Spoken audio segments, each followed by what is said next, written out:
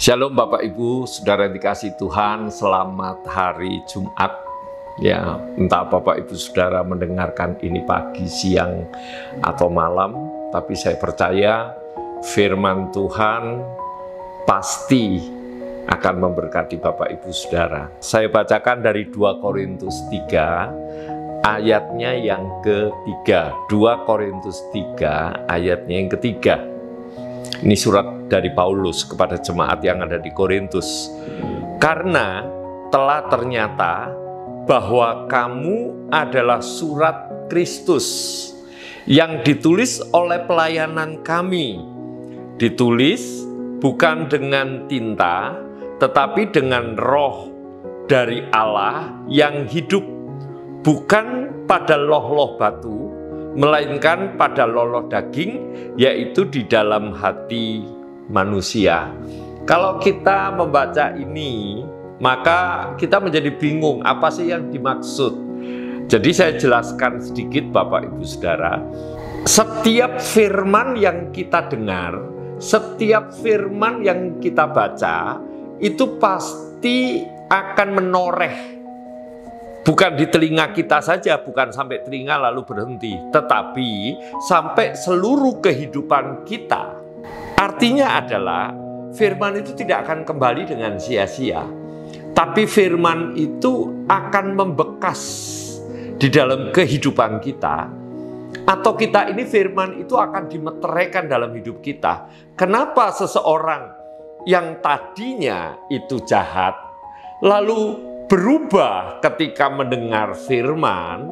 Itulah hasil daripada firman. Ini yang dikatakan Paulus, bahwa karena telah ternyata bahwa kamu, orang-orang yang tadinya jahat, itu menjadi baik, adalah surat Kristus. Karena di dalamnya itu ada firman yang ditulis atau diperdengarkan oleh orang-orang yang menyampaikan firman. Oleh sebab itu Bapak Ibu Saudara, tidak ada satu hal yang kecil sekalipun itu yang menjadi sia-sia ketika kita ini mendengar, membaca firman Tuhan.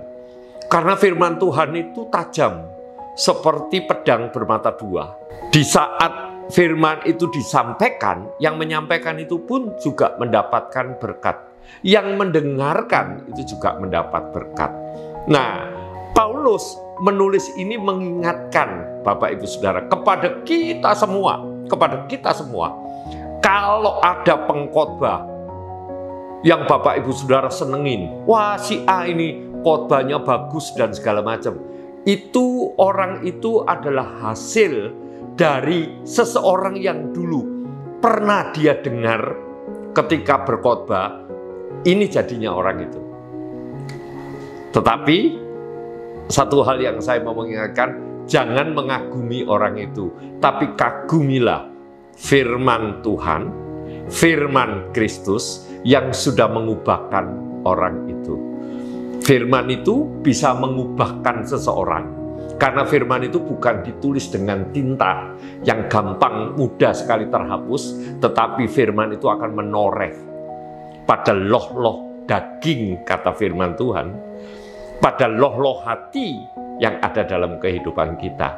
Oleh sebab itu, ketika kita mendengar, ketika kita membaca, yakinlah kita ini sedang diberkati oleh Tuhan.